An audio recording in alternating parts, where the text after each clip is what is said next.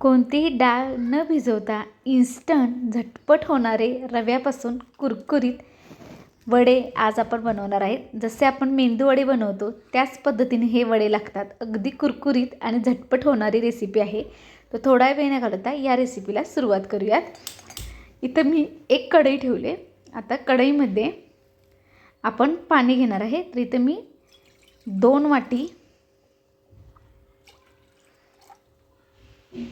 अजून थोडंसं म्हणजे 2.25 वाटी बरोबर मी पाणी घेतले. कुठलीही एक वाटी सेट करा आणि त्या वाटीने 2.25 वाटी पाणी घ्या. आता त्यामध्ये एक हिरवी मिरची बारीक चॉप करून, थोडीशी कोथिंबीर, चवीनुसार मीठ घालायचं. तर 2 चमचे इथे मी मीठ घातले आणि ज्या वाटीनं आपण पाणी घेतलं त्याच वाटीनं बरोबर पाण्याला उकळी आल्यानंतर 1 वाटी रवा घालून घ्यायचा. तर तुम्हाला जर नाश्ता काय करायचा प्रश्न पडत असेल तर अगदी झटपट होणारे हे वडे आहेत. तुम्ही एकदा घरी नक्की ट्राय करून बघा.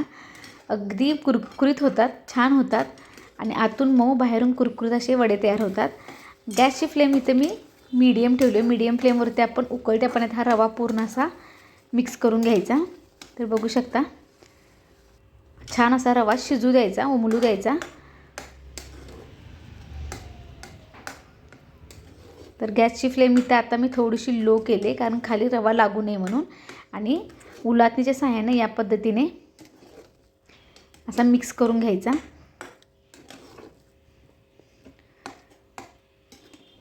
तर आपण जे काही पाणी घातलं होतं ते पूर्णपणे आता ह्या रव्याने शोषून घेतले. एक 4-5 मिनटं आपल्याला ही प्रोसेस करण्यासाठी वेळ लागतो. आता आपण हे सगळं मिश्रण परातीमध्ये काढून घेऊयात.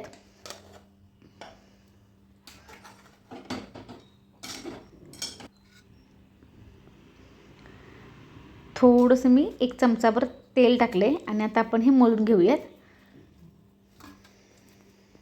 तर अगदी गरम आहे त्याच्यामुळं हाताला चटके बसू शकतात. त्याच्यामुळं थोडंसं ही प्रोसेस करताना काळजी घेऊन करा म्हणजे आपल्याला भाजणार नाही.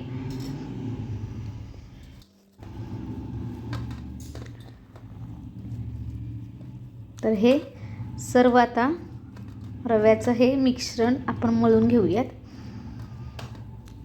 तर असं चिकट हाताला लागतं पण घाबरायचं नाही. हे पीठ असंच तयार होतं. चांगलं मळून घेतले. मळून म्हणजे आता ह्याला जास्त काही मळायची गरज नाही आहे. थोडंसं मिक्स करून घ्यायचं फक्त परातीमध्ये. आता आपण वडे तयार करणार आहे. तर इथं मी तेल घेतले. तेल चांगलं हाताला लावून घ्यायचं आणि बघू शकता या पद्धतीने छोटासा असा गोळा घ्यायचा. बऱ्यापैकी आता हे मिश्रण थंड झाले आणि या पद्धतीने छोटासा असा गोळा करायचा आणि दाबायचा थोडामध्ये आणि मग त्याला होल करायचा. जसा आपण मेंदूवडा बनवतो सेम तसाच बनवायचा.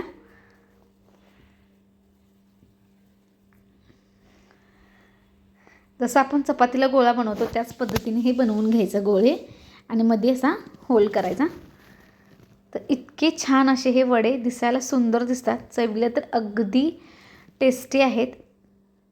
खूपदा आपल्याला नाश्ता काय बनवायचं टेन्शन येतं तेव्हा या पद्धतीचे हे वडे एकदा नक्की ट्राय करून बघा.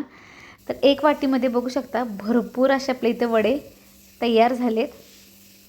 एकसारखे अगदी छान असे वडे आपण इथे बनवून घेतलेत. आता एका कढईमध्ये इथे मी तेल तापवण्यासाठी ठेवून दिलं होतं. आता आपण हे वडे तेलामध्ये सोडून देऊयात. तर गॅसची फ्लेम लो पण करायची नाही आणि हाय पण करायची नाही. मीडियम फ्लेमवरती आपल्याला हे वडे तळून घ्यायचे आहेत. लो केलं तर तेल जास्त पिऊन घेतं आणि हाय केलं तर ही वडे लवकर करपतात आणि आतून कच्चे राहतात. त्याच्यामुळे मीडियम फ्लेमवरती आपण छान असे हे वडे तळून घेऊयात.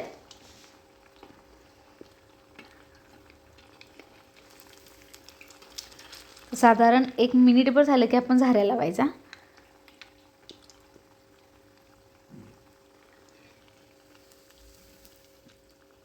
तर कुठेही वडे चिकटत वगैरे नाही. अगदी छान असे मोकळे सुटसुटीत आणि कुरकुरीत असे हे वडे आपले तळून तयार होतात.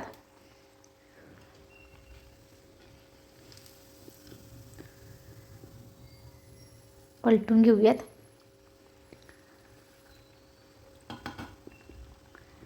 तुम्हाला जर माझ्या रेसिपी जर आवडत असतील तर चॅनेलला सबस्क्राईब करा. पुढे जे बेल आयकॉन दिले त्याला नक्की क्लिक करा, म्हणजे मी ज्या काही रेसिपी टाकत जाईन त्याचे नोटिफिकेशन तुम्हाला येत राहील. तुम्हाला एखादी रेसिपी हवी असेल तर मला कॉमेंट करून सांगा, मी नक्की ट्राय करेन. आता इथे बघू शकता 5 ते 6 मिनटं पूर्ण मला हे वडे तळण्यासाठी वेळ लागलेला आहे. तर कलर पाहू शकता, जसा आपण मेंदूवडा, उडीद वड्याचा मेंदूवडा आपण खातो तसा ह्याचा कलर आलेला आहे. आणि एका वाटीमध्ये कमीत कमी 4 लोकांचा नाश्ता आरामामध्ये होतो. तर तुम्ही एकदा नक्की ट्राय करा. तर इथे बघू शकता कलर छान असा लाईट कलर आलेला आहे. आता आपण हे पूर्णपणे नितळून घेऊयात आणि काढून घेऊयात. तर याच पद्धतीने बाकीचेही आपण हे रवा वडे तळून घेणार आहे. तर कढईमध्ये जेवढं तेल आहे त्या पद्धतीनेच वडे टाका, जास्त टाकू नका, नाहीतर काय होतं की वडे कच्चे राहतात, चांगले तळले जात नाहीत. इथे मी आता सर्व वडे तळून घेतलेत. एकसारखा कलर, अगदी कुरकुरीत, आतून मऊ असे हे वडे तयार झालेत.